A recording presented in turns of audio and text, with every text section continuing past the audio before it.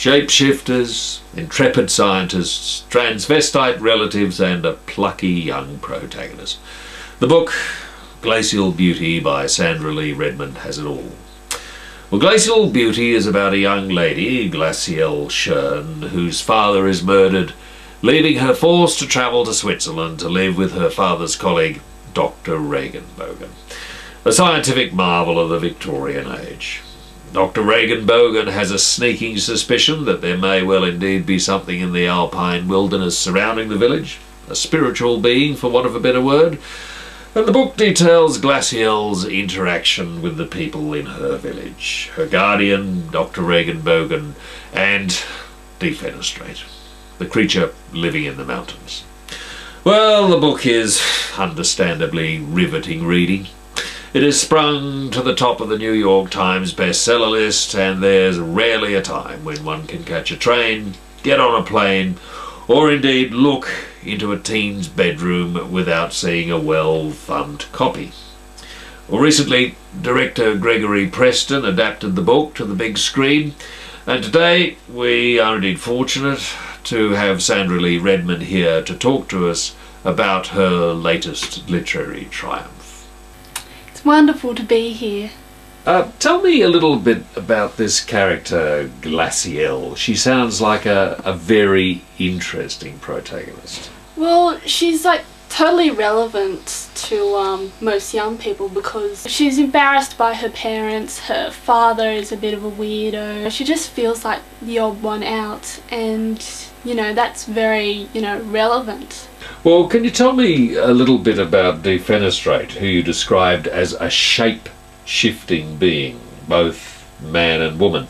Is Defenestrate simultaneously a man and a woman, or does he, for want of a better word, switch between the two?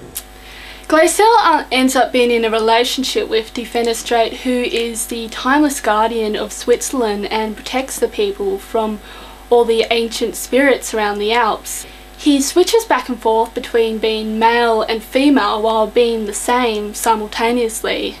He has, like, both, the twin spirits of male and female coexisting within him.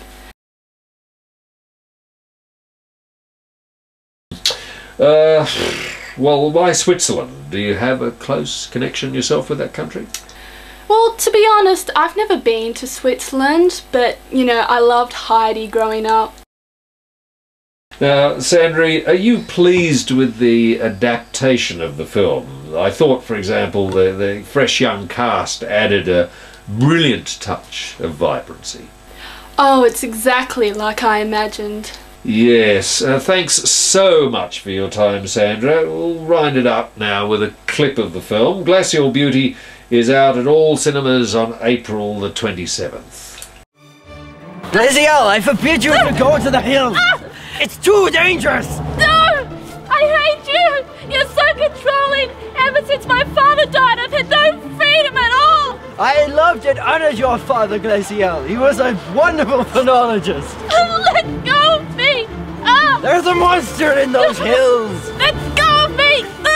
Now, I read a really, really bad story recently. It was about Paul McCartney from the Beatles, and he got pregnant. I don't know why someone wrote this. So disturbing. I reckon there are books out there that have been published that are just as bad. I don't know. I mean, do you really think anything that bad can be published?